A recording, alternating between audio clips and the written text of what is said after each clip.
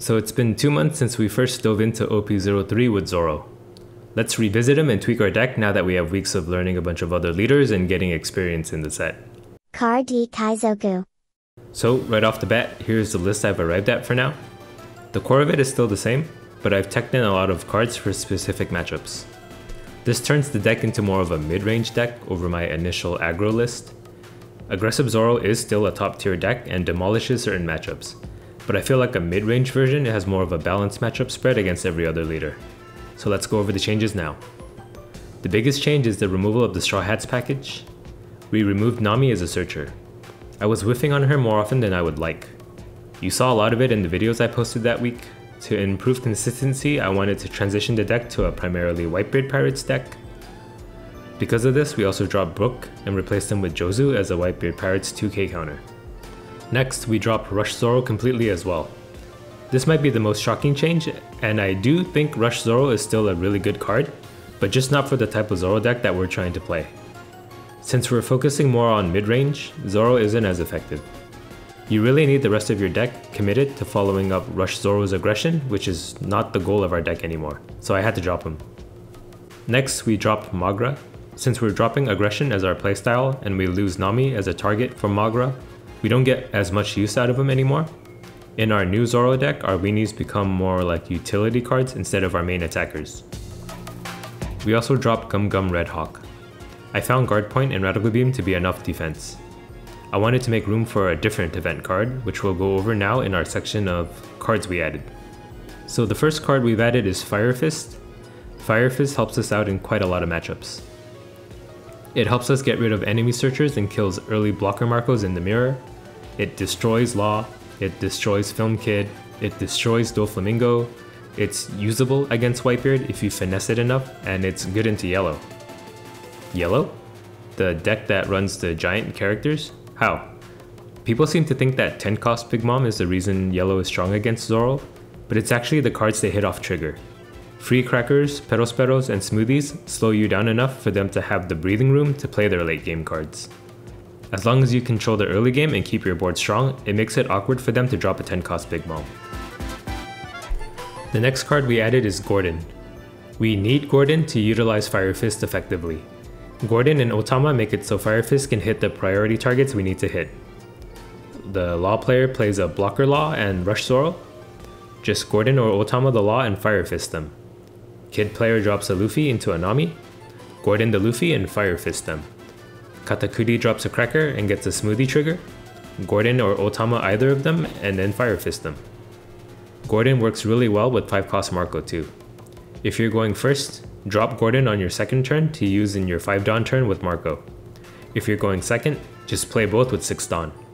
This will kill anything that isn't a black card in the mid game and is an insane tempo swing for you as you've developed a strong attacker while killing something that they most likely haven't even attacked with yet. Next, we added OP02 Blocker Marco. This is mainly for the Whitebeard and Yellow matchup. Sometimes a Radical Beam isn't enough if you ever have to deal with big characters like Thatch, Whitebeard, or Big Mom. Having a blocker to soak up attacks can buy you that one extra turn you need to end the game on your next turn, or at least claw your way one step closer. Since these decks tend to go tall instead of wide, you'll be able to revive them for a couple turns to delay your death long enough for you to gain enough advantage to win. Next is OP03 Marshall D Teach. Teach is our answer to Whitebeard. He's already efficiently statted at 6k power for 4 Dawn, allowing him to attack Whitebeard without any additional Dawn. His leader ability lets you sack a card for 1k power and 1 card draw. What makes him so good in a Zoro deck is that with your leader ability active, your searchers like Buggy and Curly can be used to pay for Blackbeard's effect. Gordon and Izo only cost 1 more Dawn to be used for this effect as well, which you can consider to be that 1 Dawn that you would have attached on Blackbeard in the first place anyway. With Zoro's effect active, Blackbeard can attack for 8k this way, which makes it awkward for Whitebeards to defend against without Dawn up for guard point. This puts a lot of pressure on Whitebeard players as they'll have to play out their next turn 1 Dawn short to defend against the Blackbeard. This also gives us a way to use our weenies in the later stages of the game. You could potentially draw a 2k counter or some other useful card this way. Lastly, we're also running Whitebeard Pirates. It just makes sense to run this card in a double Marco deck with a heavy Whitebeard package. This event gives a way for both Marcos to revive, as it is both an event card and a Whitebeard Pirates card. It also helps out our consistency when we don't find 5-cost Marco after 2 Ezos, drawing 2 cards, and taking life. Whoa, so specific. It's also great fodder to use for Fire Fist as well.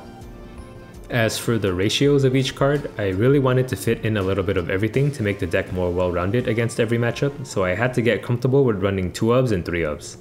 With 7 ways to search Whitebeard Pirates cards, I don't think we need to run 4 Marcos or Blackbeards or Whitebeards. We're usually happy just seeing at least one of these.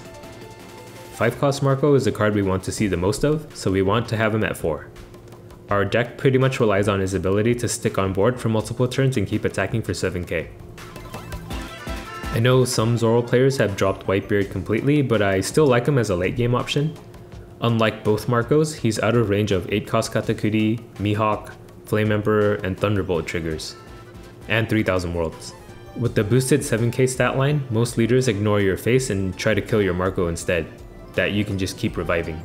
So you'll usually end up having Whitebeard and a Marco to attack with on your next turn. Whitebeard is great into red mirrors, as he can nullify blocker Marcos if you have an Otama or Gordon. Whitebeard's ability helps against yellow, getting Brûlé triggers when you're going for lethal too. Because of this, I still want to keep him as a 2-of. We drop 1 blocker Marco to fit in Teach, as Marco is kind of a dead card in hand in the early game. You usually don't want to play him until you're at 2 life, since he's susceptible to dying for real. Teach is a card we always want to play out ASAP though, while Marco is a card that we hope to have for the late game, so this ratio makes more sense to me. We drop a couple 2k counters to make room for Whitebeard Pirates. Since Marco can revive, whether we use a 2k counter or an event to save him, it doesn't make too big of a difference in the end. And lastly, the Fire Fist just replaces the Red Hawk, as we want more of a control option over a defensive one. We barely ever got value out of Red Hawk's second effect anyway. So this pretty much wraps up my version 2.0 update to my Zoro deck. I learned a lot from playing every other meta leader, and I hope to incorporate those learnings into this deck. The next question is whether I should continue making videos for the less meta leaders or concentrate on getting really good at Zoro. I know some of you complain about the misplays, but in case you guys weren't aware, it's actually pretty hard to get really good with the deck when you have to switch every week. I'm still unsure if I want to be that funny guy who makes a variety of content or the sweaty guy who's really good at the game. And it sounds like you guys aren't sure which one I am either, judging from the comments. So which would you guys prefer? Let me know. But I will probably do whatever I feel like in the end anyway. Okay, bye. Card Kaizoku.